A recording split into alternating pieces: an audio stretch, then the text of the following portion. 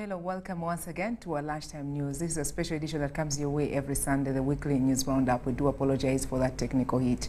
My name is Sandra Kahunde. Now straight into our activities.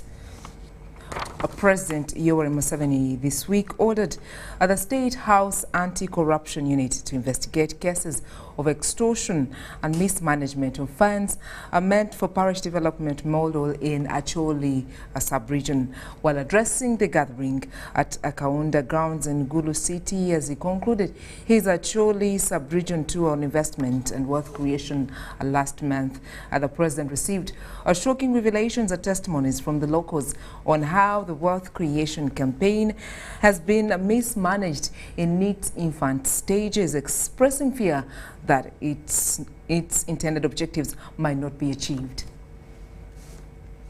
Leaders from Acholi, led by the Gulu resident city commissioner Jane Francis Amongen Okili, to follow up on complaints made in February.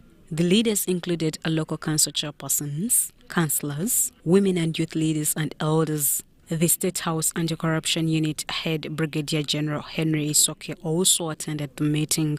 Adokorach Doreen, a farmer from Onyama Sub-County, Gulu District, told the president that the PDM is good but has been mismanaged. She said in her area, people were called to the sub-county. Instead of the parish and community development officers collected 10,000 Uganda shillings from the beneficiaries to get registered in the circle and get certificates. Enter.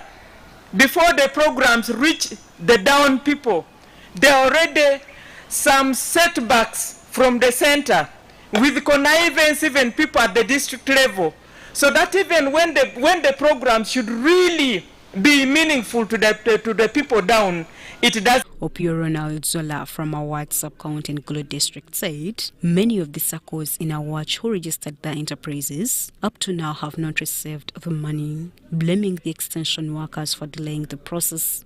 President Museveni asked the State House Anti-Corruption Unit head Brigadier Isoke to follow up on the matters raised for appropriate action. About corruption, President Museveni said the National Resistance Movement government will not fail to bring to book all those involved in messing up the parish development model. But later when I start hearing in Uganda, people here, people say they only give to themselves. Ero doka chako winyo ki Buganda kany dano dok tika waini Johnny poko kengi poke kengi. Then they are bringing inferior products. Chibene gikelo jemi maperwate, jemi mano ko gitila piny. And they are overpriced. And yet gikero wel mala mal kon kodine jemi ne pete mabe. So I said, you soldiers, you get out of this. Chida wai unlu monyi o okigini. Of this poko. O ki poke any. Let the people now. Fortunately, the economy has recovered a bit, so we have got a bit of money. Eguma be oloto lobo watika dongo watiki chene money. More money than we had in the past. Chene ne duodwong lawyer machoni. So that's why we said, let the money go direct to the people themselves. Eno mi owajo ni chene enido ochiro en budla tedero kikomeni. And who are the people themselves? Ananga malu tedero ni. And where? And kweneni. In the parish. Any parish kuno. President Museveni also thanked the leaders for doing a good job and enabling him to structure the method which the NRM put in place to work unlike in the past. The president believes the PDM will empower the local people to have their own banks, which will in future save the poor from borrowing from the exploitative commercial banks. The Parish Development Model Project was launched by the President in February 2022 in Kiboko District, with the parish as the lowest administrative and operational hub for delivering services closer to the people, hence fostering local economic development. Shaidat in Nasaku, UBC News. Well, in other activities regarding state, President Museveni this week sent a message to the Muslim community as they start the holy month of Ramadan, encouraging them to deepen their faith and draw closer to Allah. He emphasized the need for individuals and communities to strive towards both spiritual and material fulfillment by working together towards peace, unity, development, and socio-economic transformation. The President urged Muslim families to build prosperous lives lives by creating profitable enterprises in various sectors of the economy to meet the material needs and contribute to society's development. As you commence this holy month of Ramadan, I wish you a peaceful and blessed period of prayer and fasting. Ramadan gives you an opportunity to strengthen your faith in Allah and contemplate on His teachings in the Holy Quran. It helps you to draw closer to Allah, who is the provider of all earthly blessings. May your humble prayers to Allah trigger renewal and transformation in your lives, families, and communities.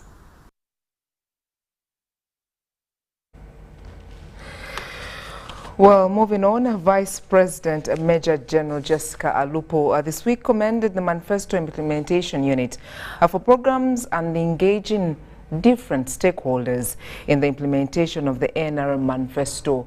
Vice President Alupo made the remarks at a retreat of district leaders of Northern Uganda, the National Leadership Institute of Chankwanzi.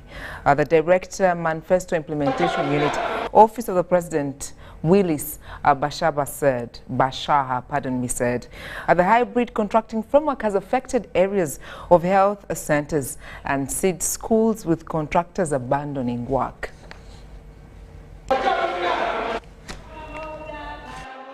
Northern Uganda district leaders have completed a retreat organized by the Manifesto Implementation Unit with a call of monitoring government programs for proper service delivery. The Vice President, Major Jessica Alupo, commended district leaders for their campaign against corruption with the recent recovery of parish development model funds. We should endeavor to continue fighting corruption so that the intended beneficiaries of programs of government services benefit from what government has planned for them. It is an area which has remained sticking at the local government level, at the central government level, at the level of technical people, at the level of politicians, but is an area where we need to resolve and say, as per the principle of NRM of zero tolerance to corruption, let's put it on the ground. The Vice President asked the local leaders to continue speaking for government on occasions and sensitize the masses about government programs on different channels for proper implementation of the NRM Manifesto 2021-2026. And I would like to encourage you to continue being on the radio to articulate programs of government, progress of implementation of the manifesto. I would like to appeal to Ndugu Bashasha to, on a case-by-case basis, avail these officers of the district information for dissemination to public so that they speak from an informed point of view with both the statistics but also other messages. Alupo advised district leaders to desist from absenteeism from their districts despite challenges. That where we have been assigned to be, let's be there for the sake of the people. However hard and difficult it is, let's be there for the sake of the people. Because you are the pillars through which government messages reach the people. And you are actually the ones who help the people, who guide the people about the history of the country as you speak to them. The Director, Manifesto Implementation Unit, Office of the President, Willis Bashaha, echoed a challenge of stalling projects and asked for more intervention by government. The first one has been the hybrid contracting framework. This is where one contractor is always given more than almost 6 contracts, and this has affected areas of the Health Center 3 policy, where we pledged we should have a Health Center 3 per sub-county, and also the seed schools. These are World Bank funded projects, and from the information that was coming through, was that this is the negotiation that was agreed on and even taken to Cabinet for ratification. The Permanent Secretary, Minister of Agriculture, General David Kasura Chomukama, said the ministry's focus is to import more tractors to increase production. We have committed ourselves to tractorization, and as you've heard, I think we have imported several tractors. Already we have distributed more than 200 tractors to various people, to various farmer groups. We are importing more because mechanization is the way to go. Appropriate mechanization. Sudat Kaye, UBC News. The Prime Minister, Robin Nabanja, this week assured the people of Tororo that government plans to restore Tororo force-fed factory operations. Well, Nabanja made the assurance while presiding over a fundraising drive organized by the Tororo Municipality Member of Parliament, Apollo Yeri Ofono, and the family to help women market vendors and the church. Premier Robin Nabanja has told hundreds of Tororo residents that she has already met the head of state about the fertilizer factory and government is considering a joint venture partnership. Yesterday we had a meeting with the president, and the president is very categorical. We have to make sure that that factory goes back to its functional status. We have attracted other investors from UAE, and those people want to co-invest with the current investor, and that will be function again. Nabanja assured Ugandans that the government program of parish development model must succeed and asked the public to report any issues affecting the implementation of the program for immediate action. Anybody who doesn't know about PDM, if there are issues, we shall handle those issues, and PDM must succeed. If there are parishes which have not got money, we are going to work around the clock and make sure that they get the money. Nabanja supported women vendors with 20 million shillings as seed capital and asked them to make proper use of the funds. Professor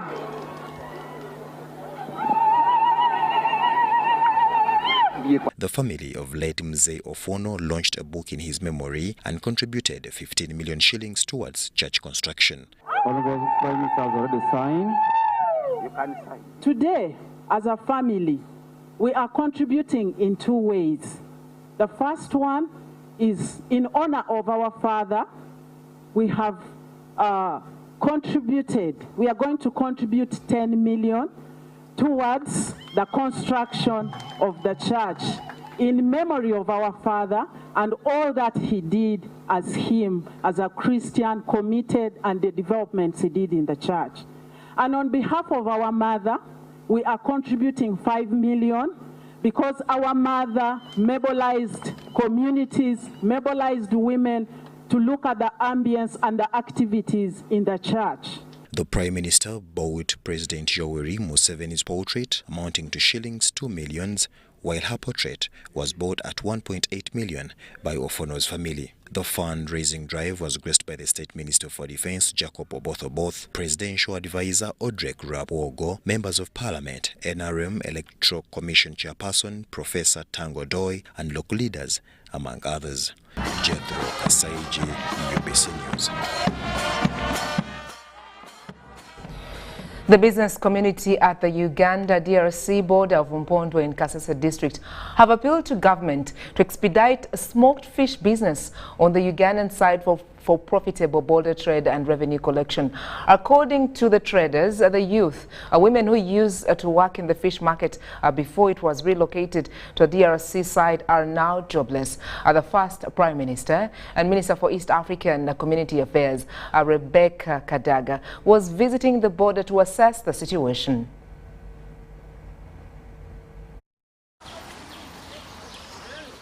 Government of Uganda has invested billions of shillings in constructing a one-stop border post and a market to facilitate the smooth running of business at Mpondo border in western Uganda. During and after the COVID-19 pandemic, business here has never returned to normalcy, especially for those in the fish export business. to the DRC. According to the traders, before the market was shifted to the Democratic Republic of Congo, most women and youth who used to offload the fish have remained jobless due to the high taxation imposed on fish exports. A batch of traders that can afford trading on the DRC market where the tax regime is friendly have shunned trading on the Ugandan soils, hence leaving the locals unemployed. The incentives we are talking about is putting low tax rates to the traders such that they are not scared away by bringing their fish here in Uganda. Southern Sudanese, the Kenyans and Tanzanians want to do business here in Uganda, but because our taxes are very high, they end up in Congo where taxes are relatively low. The Mayor Mpondwe Lubiriha Town Council Sylvester Mapozi says ever since the construction and completion of the state-of-the-art Mpondwe Lubiriha market by government, no serious business has come to the facility. We have shared our issues. However, these same issues have been shared with. We presented a report before the president about the same issue, which we are waiting response to. We have hosted the Minister of Trade, the Minister of Local Government here, and presented the same issues. It is our hope that with those requests, plus what we have presented today, we should get a response that will be promising and bringing our people to normal. Otherwise, we are looking forward to that, and it is my fear as a leader that if the fish is not back into this market, we may have these structures not utilized. The State Minister for ICT and National Guidance, Godfrey Kabyanga, says something needs to be done for traders dealing in fish to boost their economic status. To really mediate, and we see that the fish market comes in.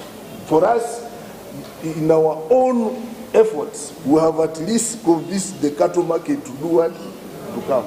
But we are still failing to have the fish market back, and it is the biggest market. And it needs you because it involves foreign powers, foreign players. But the cattle market was local, that's why we managed. In response to the concerns raised by traders at Mponde border, the first Deputy Prime Minister and Minister in charge of East African Community Affairs, Rebecca Kadaga, expressed government commitment towards rectifying the trade wrangles in the fish export business to the DRC. Kadaga also pledged resolving issues of heavy taxation on goods and services.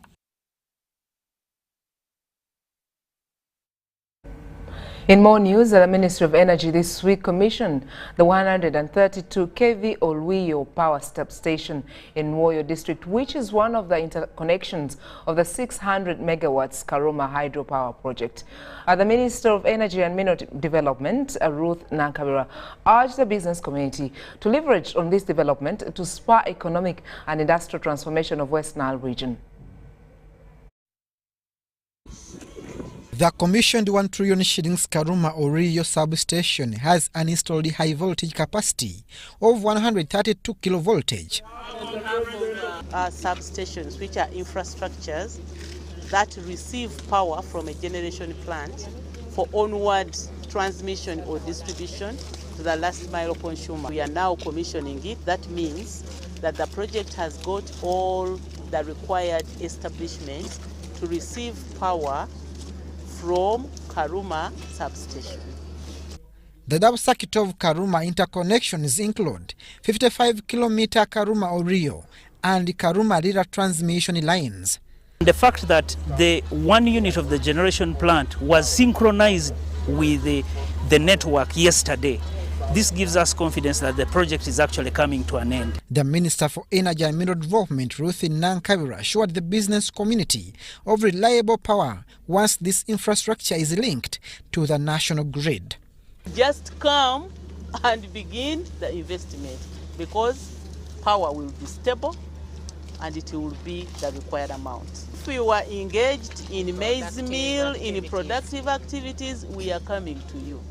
We have a program called the Parish Development Model, where we expect to see value addition centers at the parish level. That is where we are going. Leaders in the region want special electricity connection policy to facilitate power utilization by communities. Kole and Lira, which will spur development in the entire northern Uganda. I want to say this is the beginning of transformation of lives of the people of West Nile region. This project of constructing Karuma interconnections has faced challenges of land acquisition, vandalism, especially damaging erected towers.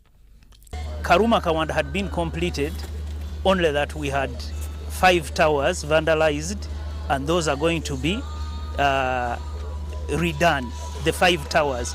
So in the entire interconnection that was set up for this project, it is only the Karuma Kawanda that has delayed because of the vandalism.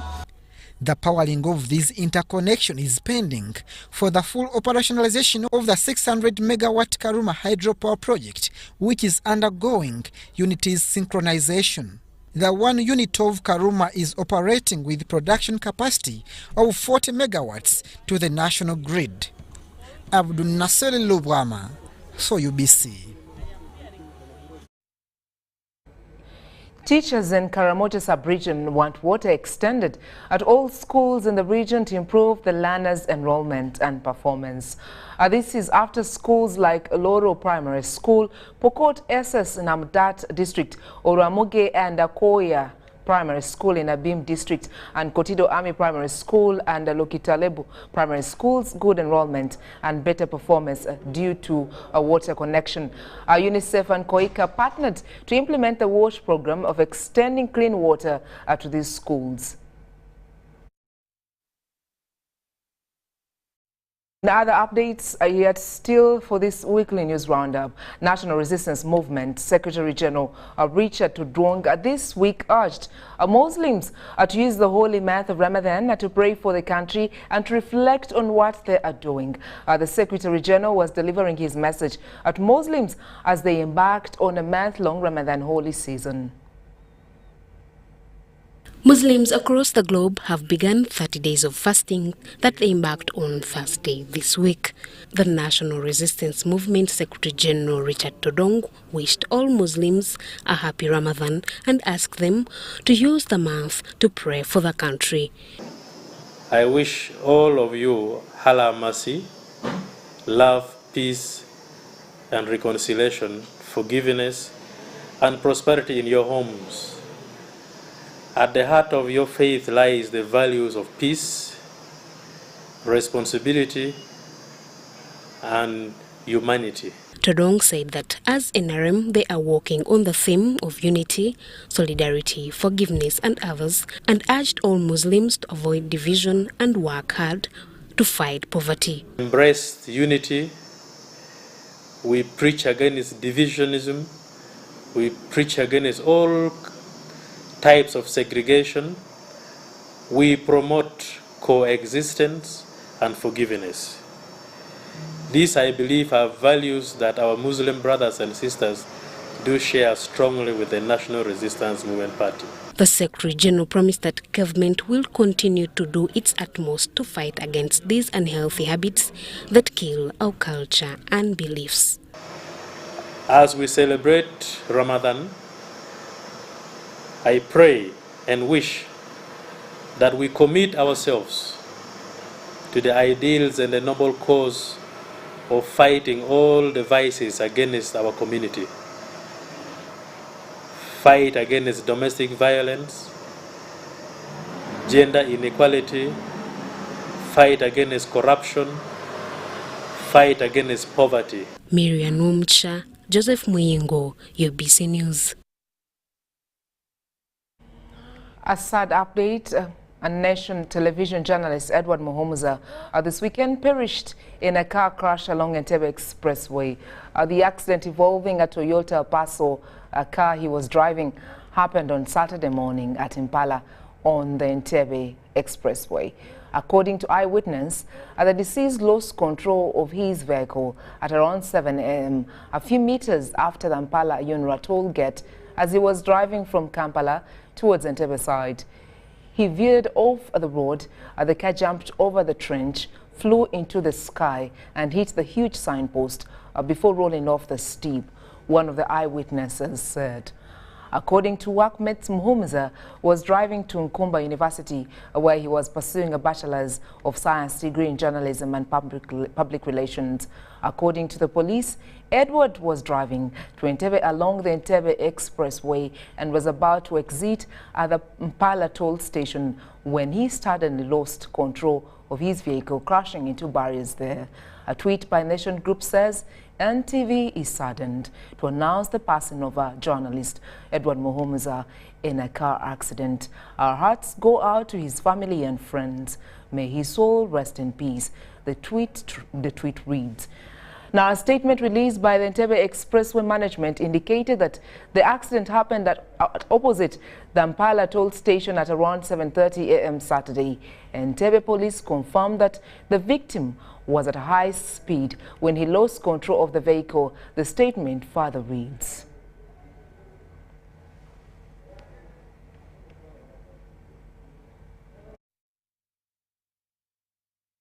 Parliamentary Committee on Presidential Affairs, led by Kitugu Municipality Member of Parliament Dennis Onekalit, has directed the arrest of Kotido officers due to misconduct. The officials allegedly connived with goat suppliers and caused government a loss of over 100 million Uganda shillings. The six are said to have mismanaged 39.9 billion Uganda shillings. Presidential Affairs Committee of Parliament has interfaced with technocrats, political leaders and beneficiaries in Kotido district to inquire about the relief and community empowerment program items intended to benefit the Karakanas in Karamoja. Kotido LC5 chairperson Paul Komol Lote confirmed that some people received the goats, but they later sold them off to buy food. Goods were supplied at the time when Karamoja was going through a tough moment. Karamoja was having #1 hunger. And we'll be specific. You said the goods were brought in Karamoja. Yes. In the wrong time. Wrong time. Why am I saying wrong time? When hunger.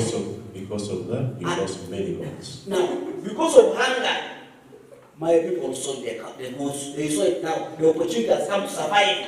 They had to sell the goods to buy food. You got it? And number 2 of the goods, insecurity. Some of these goods were raided. Kotido District Veterinary Officer Joseph Longoli and Chief Administrative Officer Joseph Lomongin were tasked to clarify about the goods distribution. You have 10 suppliers? There were 8, but the number of all of orders are 10. All of orders are 10, but the companies are 8. How did it happen? For example, Kakas Agency Limited has 2 all of orders. One was to supply 1,000 boa females, and the other one was to supply 500 boa males. These are the different products. So I'm saying Katas and Lak. Yes. Lak and Lak. When it comes, they tell me this company has delivered goods. It is the exact number as per the follow order, or it is less. Then why did you allow them to go ahead putting 3,000, yet you are aware it was delivered less by 300? And your junior staff stamp everything, approve it, acknowledging 3,000, and you are telling us that what was received was 2,700. What happened? I think, sir, that would have been a bit of an error. And of course, when sometimes documents really reach us about officers, we assume that everything has been done very well. So, but I think that should have been an error. And of course, one thing, Chair, I want to tell you is that the committee found out that some contractors were cleared without delivering all the goods. 300 that was submitted. OPM say they are not paying halfway or whatever. So we only want documents up to 100%. So that means the 300 was counted up, part of the 3,000. So after the company did part 300, so when they were bounced back, so they began bringing 400 until they made 3,000. So that was the guidance from the store. Kotido District Veterinary Officer Dr. Joseph Longoli and Office of the Prime Minister Coordinator Nancy Grace Oyugi and the District Stores Officer Dan Dakitari were told to take oath due to unmatching information they were giving the committee. Joseph, Do solemnly swear that the evidence I shall give touching the matter before the Parliamentary Committee on Presidential Affairs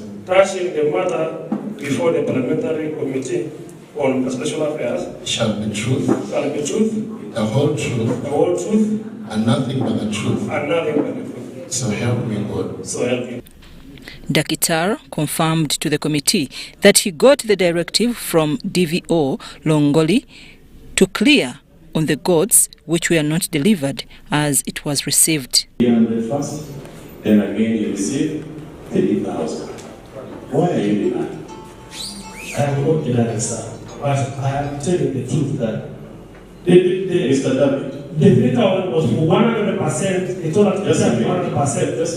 Kotido District Principal Internal Auditor Charles Ochen was asked why he had cleared the contractor when all goods were not delivered, but he said the documents were signed by his deputy, who is on annual leave now. put your stamp on the supply of 3,000 votes. Yes.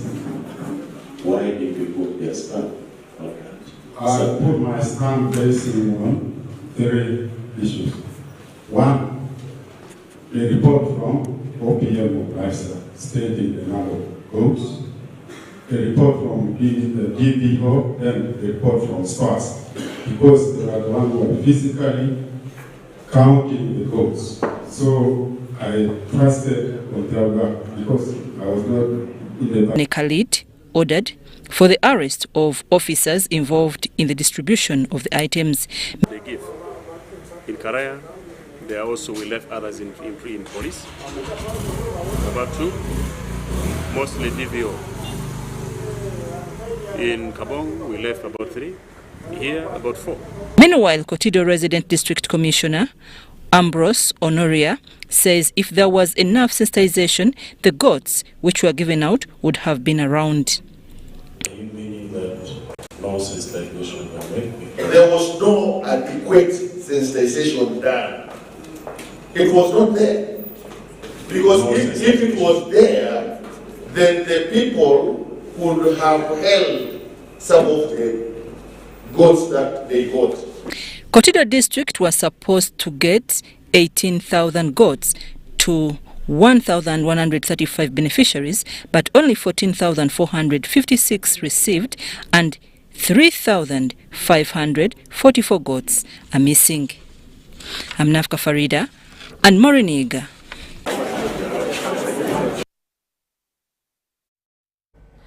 Now, taking you back to our earlier update, that is from Karamoja, where we saw the teachers in Karamoja sub-region wanting water extended to all schools in the region to improve the learners' enrollment and the performance.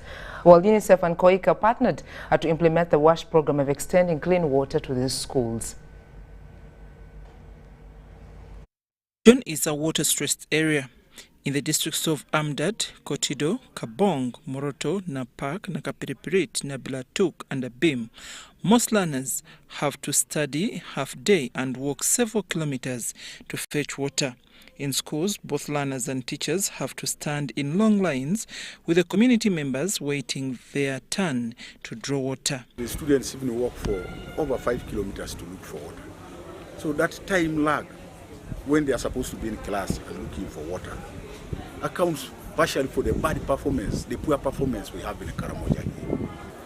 And one good thing with this water, they are always there. They are not like busy water of National Water and Sewage Corporation. They are always there. The only challenge is when the environment is not, is when the weather is not all that clear, when the sun is not there. That's when we miss water. Maybe that's when we can go and look water there. They are not broke. We used to fish in this bowl, and even that bowl was used for those people in the center to fish. So this water has provided us, it has provided us for washing, bathing. During this time, many learners engage into bad habits like drinking alcohol, and others develop anti-education habits. They had to move 3 kilometers from school to the water point looking for water. And in between school and the water point, there were very many things happening to these girls. Like some of them were branching to drink. They ended up coming when they are well drunk. And even others, they drop out of school because of the interferences by the outsiders whom they... Line of discipline.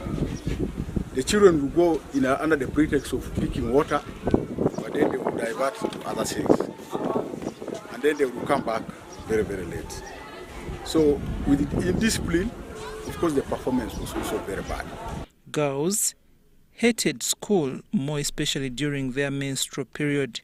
This increased poor performance and school dropouts in many schools. When we had no water, we could just go back home, and by the time when you come back, you find that lessons are... The number of girls is more than the number of boys today. If you go to attendance, you do what you find. Girls who always abscond schools because of other situations of theirs, today things are normal for girls as a result of this water. Now, UNICEF and COICA have partnered to support government through WASH program by improving water access. The taps there, the tanks, the water is got some 2 kilometers away from the school. And then that water is pumped to the school for entirely school use. This water has helped a lot.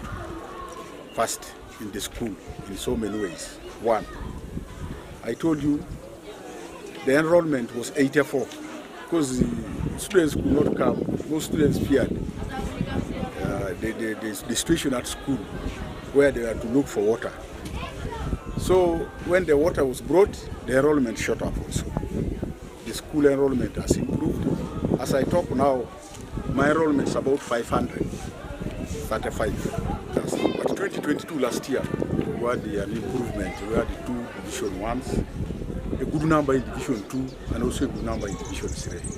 So out of the 48 students that sat, over half of them qualified to go to the next level, which was very good. And all these are attributed to the presence of this water. We abscond schools because of other situations of theirs. Today, things are normal for girls as a result of this water. In some schools like Loro Primary School, Pokot SS in Amdat District, Lokitelob Primary School in Kotido District, learners were taught to make liquid soap. Over 60 schools in Karamoja sub-region have benefited from solar-powered water systems. Meals, during meals time, our children again do not take long to wait for meals. Meals are served in time, which has eventually improved the service delivery in the school. Teachers report to their classes without delays. Children also do the same without delay. So issues... When we are in our menstruation, it has helped us a lot. Those days when we had no water, we could just go back home, and by the time when you come back, you find that lessons have gone ahead. And one good thing with this water, they are always there. They are not like this water of National Water and Sewage Corporation. They are always there. The only challenge is when the environment is not is when the weather is not all. However, teachers and learners explain the challenges they face. Accommodation for our girl child. Right now, we have decided to allocate 2 classes to accommodate the girls because the available dormitory is not enough for them because of the increasing population. Teachers and learners want the WASH program to be extended to all schools in the region. Teachers say once government extends water to all schools in Karamoja, learning will improve. I would appeal that let the government make sure that these institutions get water, and that will help them so much, help the institutions. And in the end, it will uplift the performance in the school. WASH program is being implemented in 8 districts in Karamoja sub-region.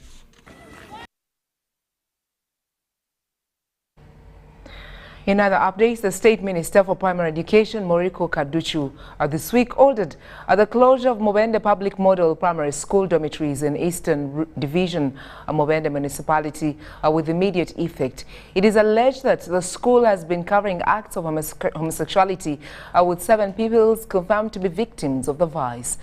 The Residential District Commissioner, Mubende Municipality, Rosemary Shaija, confirmed that homosexuality exists in the area. Kaduchu closed the dormitories, say that the dormitories were not secure for children's health.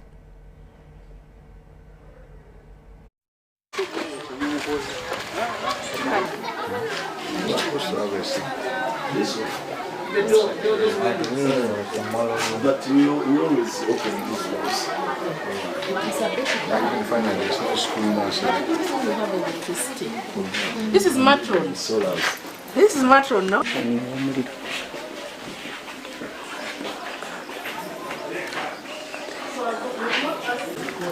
57 and they're all bathing there. If you're a parent, your child is here. And is a daughter with no bathrooms. You have a tough explanation to keep this dormitory open. It's a tough one. He picks a boy, goes and sleeps with him there.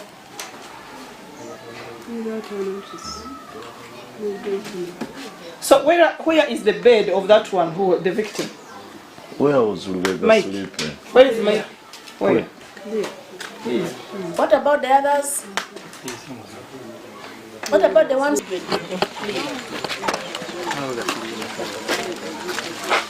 Come on, keep going.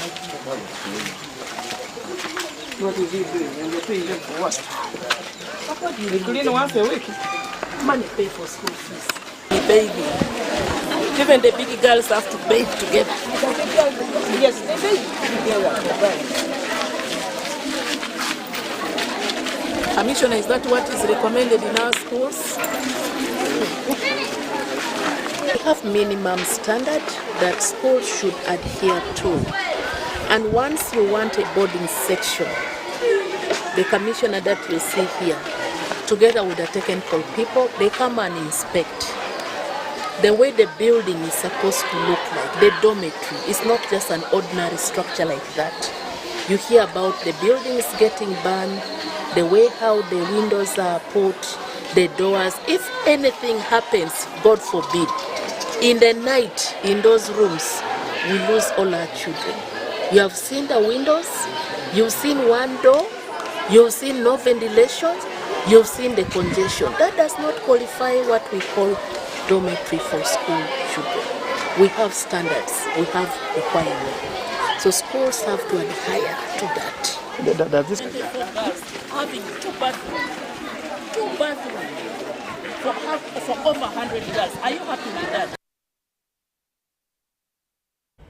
Away from Mubende, the Bishop in Namirembe Diocese, the Right Reverend Wilberforce Chicho Luwarida, this week condemned those spreading wicked social behavior in the country. Luwarida was officiating Mothers Union Day celebrations at Namirembe Cathedral.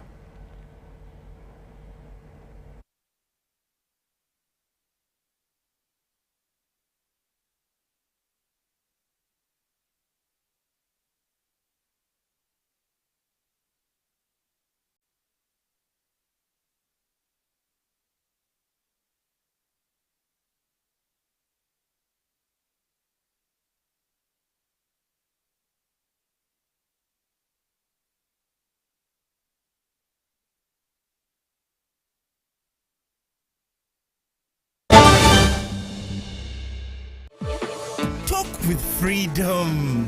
Get MTN Freedom voice bundles that don't expire. Dial *100 *21 hash or my MTN app for more bundles. Together, we're unstoppable. This isn't just a girl. She is the future. This is a teacher, a doctor, a community leader, our future president. This is our family's pride. This is my friend.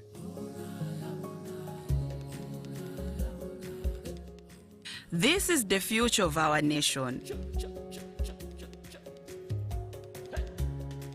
She is the future of Uganda, and the policies I enact today will protect her from teenage pregnancy. She is the hope of our community, and I will talk to others about how we must protect her.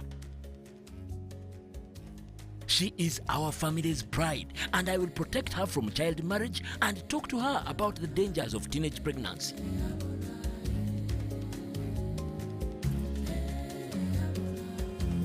We each have a role to play in empowering our teenage girls to protect them from child marriage and pregnancy, because when we empower them, we empower our nation.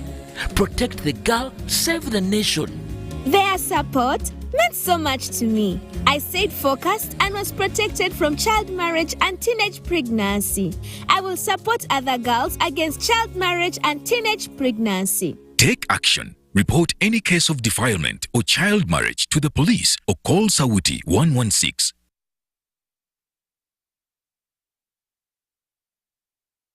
With God, comfort replaces pain. Peace replaces confusion. Hope replaces sorrow. God loves you and knows you personally. He hears you and speaks to you in your thoughts, in your heart, and through living prophets. Come, hear the words God has for you. Watch the General Conference on Sunday, 2nd of April.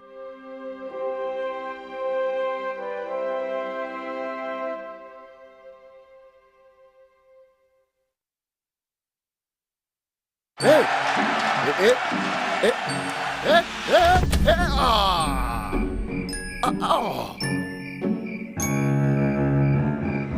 Paying your bills the old way. Let's go. Just need to buy some power. Paying your bills with the My Airtel app. Bro, there's a line. You have the power in your pocket. The power to instantly pay your bills hassle-free. Unlock that power with the My Airtel app. Visit the App Store or Google Play now. Oh, you're back.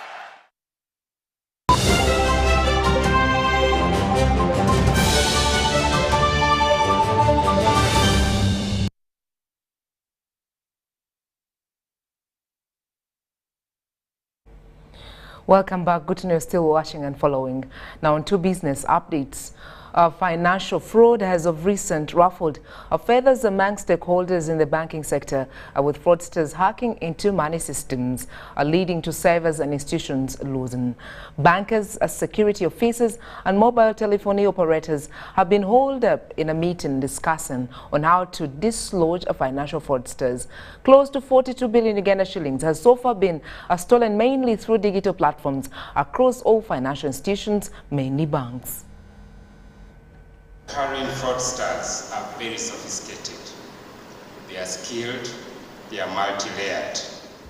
Financial fraud is increasingly becoming the main cause of financial seepage across banking institutions, ruffling feathers among regulators and savers. We know that fraud is a global phenomenon. It's not just only happening in Uganda. So we've invited our friends to also come and share with us lessons learned, what they're doing differently, what can we learn from their experiences. Speakers at a Financial Fraud 2023 forum that has just ended in Kampala, one of a high bleak future unless the public assists security and financial experts about the vice in real time so that fraudsters are upheld. For the police, as an awareness that we need to use technology We need to use, digital means of fighting fraud. The Chief Executive Officer, Stanbic Bank, Anne Juko, however, assured savers of safety of their money and to have confidence in the banks. So to our customers, to trust the system because it has worked and it continues to work. And the other part is your bankers are looking to serve you honestly, right? So if you do have an issue, speak to your bank. Every single, and now I speak for Stanbic. Every single time a customer has come to us, we've investigated to end. Sometimes we found them giving their password to somebody else. Sometimes we find there was a genuine fraud in their accounts. The Chief Executive Officer, Uganda Bankers Association, said that though the banks are on the edge due to financial fraud, they are on high alert. Your money is very safe, and I tell you why. First, because you have put it in an institution. So you can easily say, no, whatever happened, me, I entrust in you with my money. I want it back. So you have a fallback, and these are regulated institutions. But we also have systems and processes. We have thousands of attempts, millions daily. Less than 3% of them succeed. In other words, 97% of the time. Police and external security organization representatives participated in the Financial Fraud Forum 2023 and assured stakeholders that they are on top of the game and advised stakeholders to play their part. Analyzing the human resource we have so that we can find out the gaps. We may have a very huge human resource which cannot handle crime. But if we do the skill gapping and analysis, we shall be able to fight this crime. Our objective as security is to make life impossible for the fraudsters, wherever they are. Whether you go left is see, whether you go where under the water, get you. You can't run away. We have a lot of corporations that have to do with other countries. Financial fraudsters reportedly use a variety of tricks, mainly digital techniques, to steal from banks and savers' accounts. Deo Habimana compiled this report. Glow as you are with the new Spark 10 series smartphone from Airtel in partnership with Tecno. Own the timelines with picture-perfect selfies using the 32-megapixel selfie camera, 256 GB storage, G88 gaming processor, and a strong battery to last the whole day. Haha! Toakana. The Spark 10 smartphone comes with free 3 GB from Airtel and 100% bonus on weekly and monthly bundles every month for 3 months, so you can stay connected to a world of possibilities. Dial *100*5# to enjoy free data. The new Spark 10 is available in all selected Tecno shops countrywide. Airtel, the smartphone network in partnership with Tecno. Stop at nothing.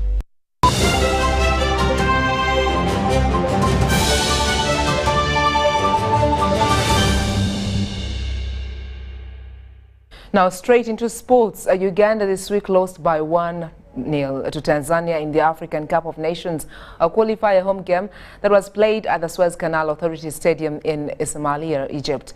Both the Cranes and the Taifa Stars started off slow, playing a passy game and ending the first 45 minutes 0-0 with a few chances from both sides.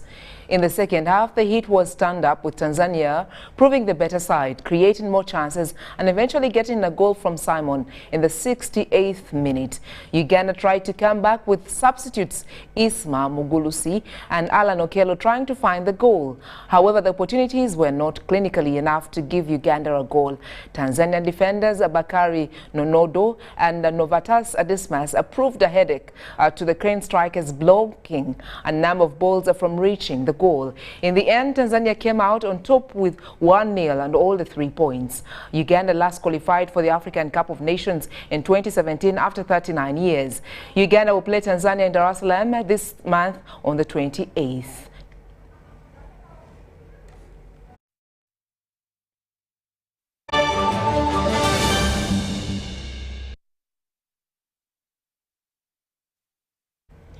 Well, those are some of the updates, some of the top stories that you could have missed out during the entire week that did come your way during this weekly news roundup. For more news updates, keep watching the National Broadcaster during our timely news hours of the day. You'll be having those updates coming through.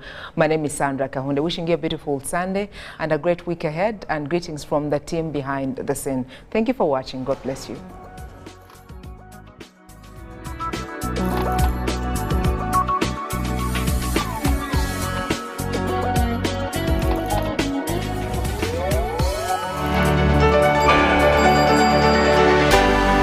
UBC, inspiring Uganda. Jerry, come! Jerry, come! Hey, Master Blaster! Touch him, man! Bang Jerry can with muscle! Those ones who say go for you only.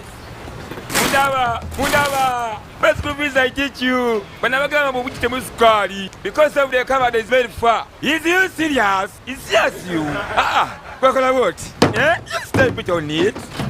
Add kilometers to your legs. And you get your sugar. Will you buy meat from Umaru? And Umaru refuse to give you enough meat. Mama! Show him that they don't joke with you.